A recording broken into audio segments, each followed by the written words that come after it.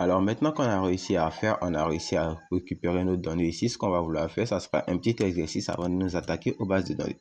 Donc là, ici, on va vouloir créer ici un petit CRUD avec un tableau, une constante, un tableau interne ici à note. Donc ici, ce qu'on va faire, c'est que là, on va venir créer ici une array. Donc là, ici, on va dire qu'on aura ici un let array. Ou alors, on va dire que ce sera jobs. On aura ici un tableau pour les jobs. On aura ici un ID qui sera 1. Et ici un title qui sera ici à React Developer.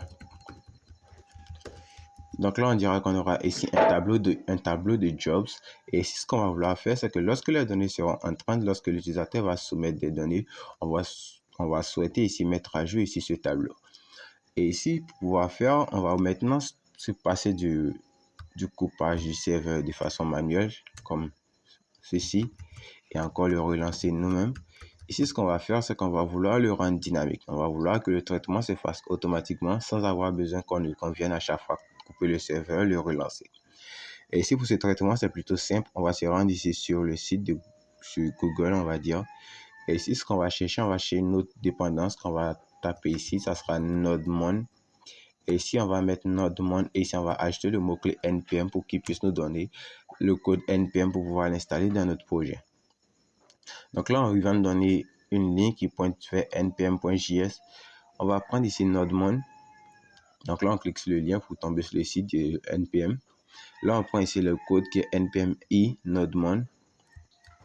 Et si on retourne ici, qu'on coupe une dernière fois le serveur et qu'on installe ici NodeMon, npm i NodeMon dans notre console et qu'on clique ici sur Entrée, il va installer NodeMon dans notre application Node.js. Donc ça va mettre un petit peu de temps, mais je pense que ça sera rapide.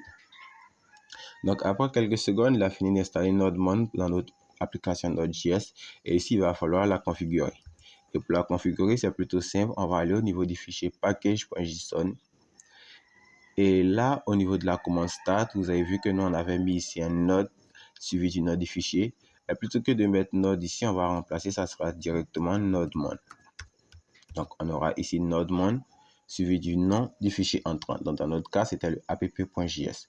Donc, NodeMon app.js. Donc, ce sera ici la nouvelle ligne de la commande start.